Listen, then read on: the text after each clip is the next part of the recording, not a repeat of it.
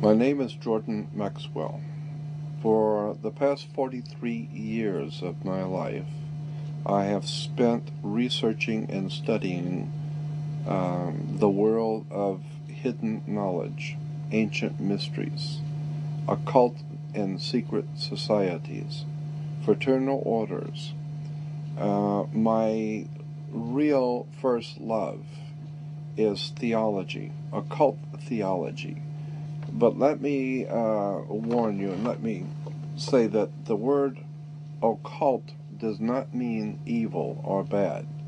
It carries that denotation, but it's not really bad. Occult simply means hidden.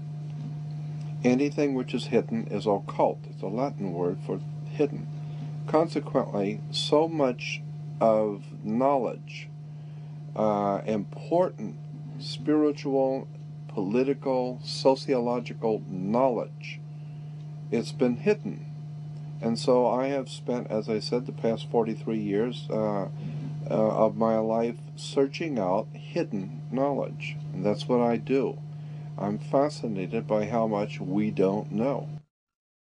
The state of Israel is actually connected to America in a very arcane and secret way. So they are, the state of Israel is connected to the American federal system. It's very interesting. That's why America sends billions and billions and billions of dollars. Quite literally, I've heard the figure per year, something like $17 billion a year to the state of Israel.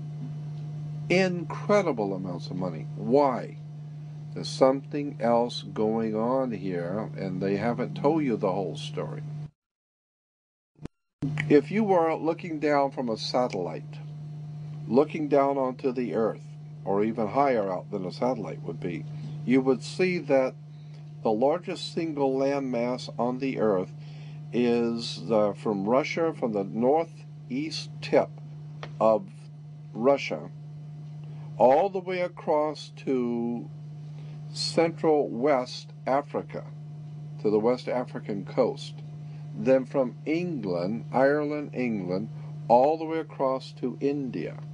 And you crisscross the largest single landmass on the earth. That cross comes right through the city of Jerusalem. That's where it crosses.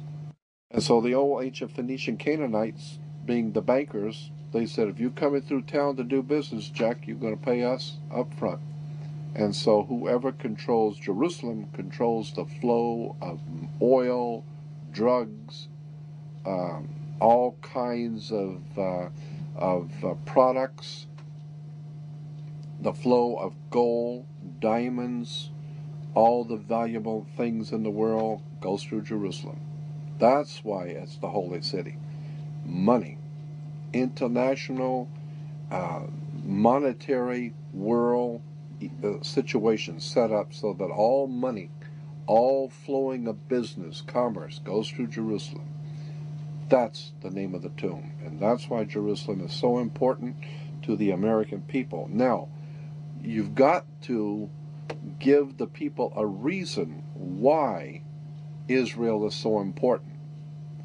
Now, we know that Israel is very important because of strategically where it sits on the trade routes to control the flow of oil, drugs, diamonds, and a lot of drugs in Israel, going through Israel. Major movements of illicit narcotics and drugs through Israel. And diamonds, gold, money, etc., etc. But you've got to give the people who are going to go over there and lose their lives and give their sons in war, you've got to give them a reason. So we tell them that it's religious. It's the Lord's chosen people, the Lord's people. And the Lord himself has chosen Israel. And we give them a line. You'd be surprised what Americans love. They love that kind of stuff. And so we tell them, it's the Lord's will. And the Lord Jesus was there, and all the great prophets and all of that. And so we have to protect that little country, Israel, because it's the Lord's will. So I believe that all of these things which are happening right now in the Middle East there are many factors involved, obviously. It's not just oil. It's not just money. Those are the cards on the table.